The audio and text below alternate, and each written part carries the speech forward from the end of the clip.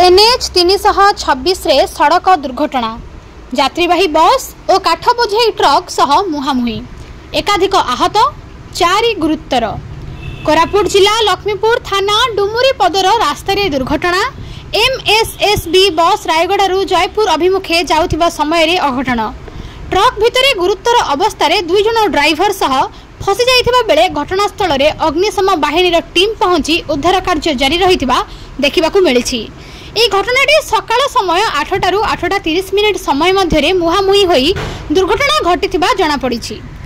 MSSB ঘরোই যাত্রীবাহী বস রায়গড়াରୁ জয়পুর অভিমুখে যাউথিবা বেলে তার বিপরীত দিগরু এক কাঠ বোঝেই ট্রক আসুথিবা সময়ে কোরাপুট জিলা লক্ষ্मीपुर थाना डुमुरी पदर ग्रामर ब्रिज निकटरे मुहामुही होई दुर्घटना होइथिबा सूचनारू जना पड़िछि।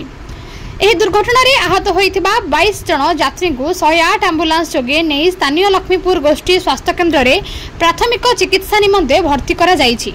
गुरुतर होइथिबा अन्य 4 जन को कोरापुट जिला लक्ष्मण नायक बड़ मेडिकल को नै भर्ती करी चिकित्सा करुथिबा सूचना जोगे जना पड़िछि।